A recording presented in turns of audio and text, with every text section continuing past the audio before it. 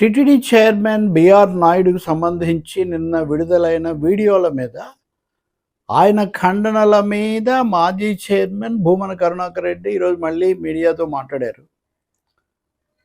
ఈ లోపల ఇవన్నీ మార్ఫింగ్ అని, అది ఒరిజినల్ అని, ఇదని ఏఐ అని రకరకాలవి చక్కర్లు కొడుతున్నాయి మీడియాలో, సోషల్ మీడియాలో. ఇప్పుడు ఆయనకే ఒక మీడియా ఉంది కాబట్టి వాళ్ళు కూడా ఖండిస్తున్నారు. దీని మీద నేను నిన్న మాట్లాడాను.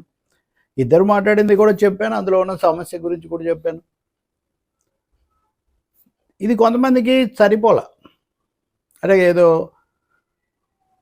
చాలా ఖచ్చితంగా మాట్లాడాలి. ఖచ్చితంగా మాట్లాడాము. తిరుమల తిరుపతి దేవస్థానం యొక్క గౌరవం ఈ విధంగా రచ్చకెక్కకూడదు, భక్తుల విశ్వాసాలు దెబ్బ తినకూడదు అన్నాము. అది ఒకరికే వర్తిస్తుందా, ఇంకొకరికి వర్తించదా? దాన్ని ఎందుకు సరిగ్గా లోతుగా అర్థం చేసుకోరో నాకు బోధపడదు. అంటే ఇప్పుడు వైసీపీ, టీడీపీ అనేవి రాజకీయ ప్రత్యర్థులు కాబట్టి మిగతా వాళ్ళందరూ కూడా అదే భాషలో మాట్లాడతారా? అసలు ఆ మాటకు వస్తే నా స్థాయి నేను, నా తరహాలో ఉన్న వాళ్ళు ఎవరన్నా ఆ విషయం మీద ఇంకా ఇంత వివరంగా స్పందించారా? నేను అప్పుడే దాని మీద చెప్పాను కదా.